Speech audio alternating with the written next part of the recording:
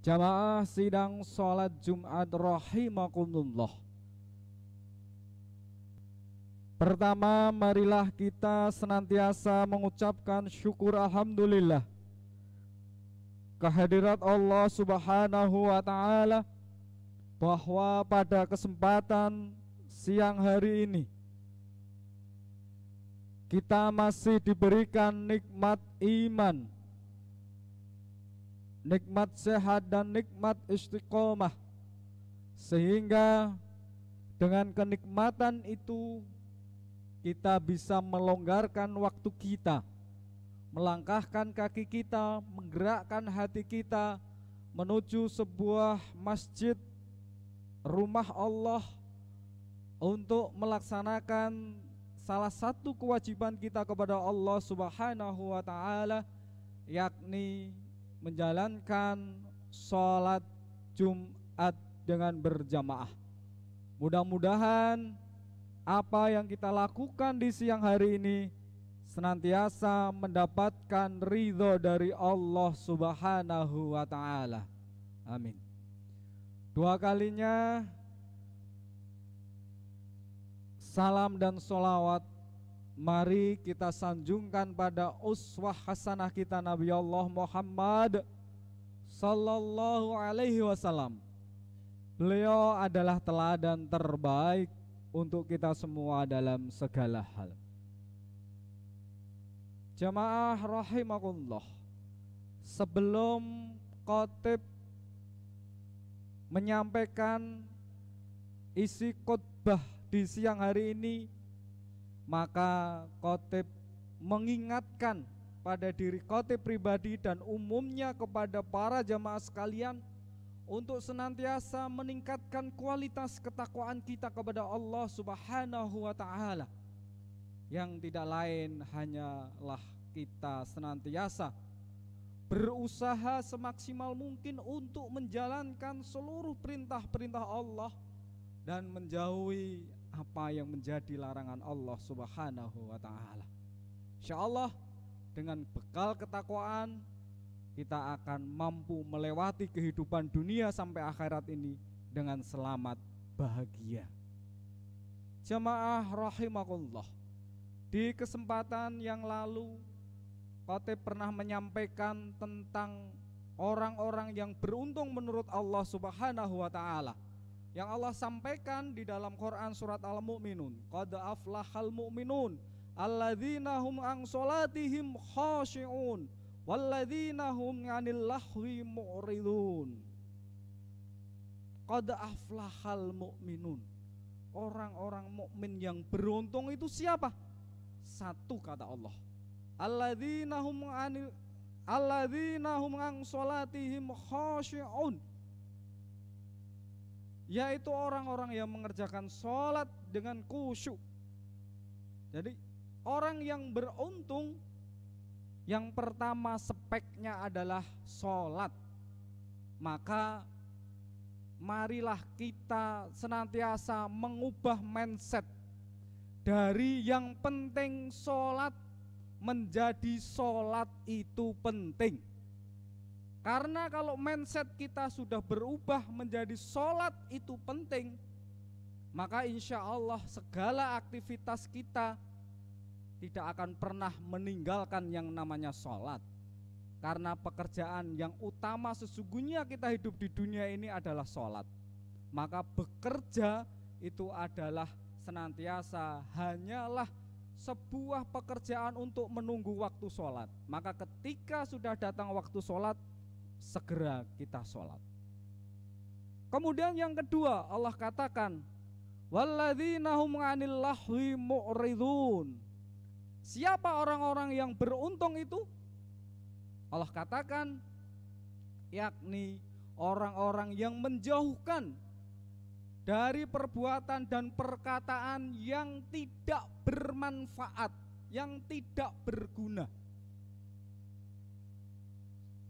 Jamaah rahimakumullah, kita hidup di dunia ini sementara, hanya sekejap mata dibandingkan kehidupan akhirat yang selama-lamanya.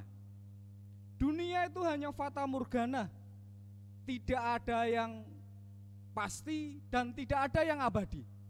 Yang pasti hanyalah mati. Kulun nafsin dha'iqatul maut.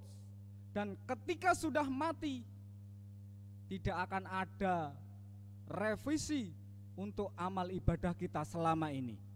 Yang ada hanyalah kita menanti keputusan Sang Ilahi Robbi, balasan dari Allah Subhanahu wa ta'ala. Maka karena singkatnya hidup kita di dunia ini, kita harus benar-benar pandai memilah, memilih mana yang sekiranya perbuatan dan perkataan yang bisa membuat atau menjadi kontribusi untuk akhirat nanti. Mana yang sekiranya tidak bisa atau tidak membawa kontribusi untuk surga kita, maka kita harus menjauhkan. Karena ketika kita sudah menghadap, ketika semuanya sudah terlanjur, tidak akan bisa diulang lagi. Coba kita simak satu kisah inspiratif. Ada seorang tukang batu yang sudah bekerja 30 tahun lebih mengabdi kepada juragannya. Kemudian dia merasa lelah dan memohon pamitan pada bosnya. Katanya, bos, saya sudah tua, saya mau resign, saya mau pamit dari pekerjaan ini, mohon dimaafkan semua salahku. Kata bos, baik mas, boleh kamu berhenti bekerja sama saya, tapi tolong untuk yang terakhir kalinya buatkan saya rumah yang luasnya unlimited, tanpa batas, yang rapnya, anggaran biayanya tanpa batas. Silahkan sesuka kamu. Ini adalah pekerjaan terakhirmu untuk saya. Maka disanggupilah si tukang tadi memenuhi permintaan dari bosnya. Singkat cerita, rumah permintaan bos itu selesai dan diserahkanlah kuncinya pada bos tadi. Bos, ini rumah sudah jadi, kuncinya ini kami serahkan, kami mohon pamit.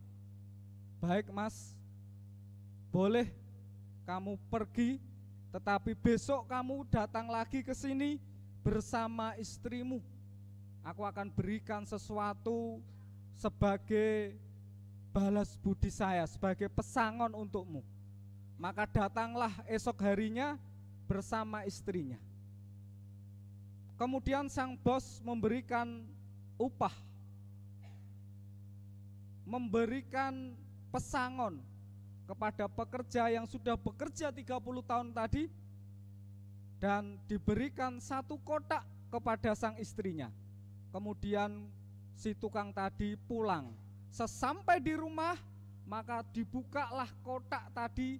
Betapa terkejutnya si tukang tadi, karena ternyata isi kotak itu adalah kunci yang kemarin diserahkan kepada bosnya. Sambil tepuk jidat, aduh, seandainya saya tahu rumah pesanan terakhir yang diminta bos itu bakal diserahkan ke saya, maka rumah itu akan aku buat yang sebagus-bagusnya, akan aku buat seluas-luasnya. Tetapi apalah daya, semuanya sudah terlanjur. Maka dari kisah ini, jamaah sekalian, penyesalan itu datang di akhir. Kalau di awal namanya perencanaan. Ketika semua sudah terlanjur, ibarat nasi sudah menjadi bubur, tidak akan ada yang bisa diulang lagi. Maka kesempatan yang Allah berikan hidup di dunia yang hanya sebentar ini, mari kita benar-benar harus menjadi seorang muslim yang cerdas. Bagaimana hidup yang sesaat ini mampu menghasilkan amal yang sebesar-besarnya. jangan sampai kita itu kebalik-balik. Kenapa kebalik-balik? Sering banyak kita jumpai untuk urusan dunia yang main-main ini kita terlalu serius. Tapi untuk sesuatu yang serius akhirat, karena akhirat itu yang serius dan yang pasti, kita main-main. Saya ulang, kita terkadang terlalu serius untuk dunia yang hanya main-main, tapi kita main-main untuk akhirat yang seharusnya serius. Coba kita lihat, ketika ada informasi bahwa besok akan ada diskon besar-besaran 70%, maka semua orang bersiap-siap untuk menyerbu semuanya. Tetapi ketika Allah katakan sholat sunnah sebelum subuh itu lebih baik dari dunia seisinya, berapa orang yang datang ke situ? Untuk yang main-main kita serius, untuk yang serius kita justru main-main. Padahal ketika nanti di alam, sudah kita berada di alam kubur, semuanya itu pengen balik ke dunia. Rabbi laula akhortani ila ajalin qarib fa'asaddaq. Ya Allah, itu kata si mayat, seandainya engkau menunda sedikit waktu saja untuk kematian, maka aku akan bersedekah. Jamaah rahimakumullah.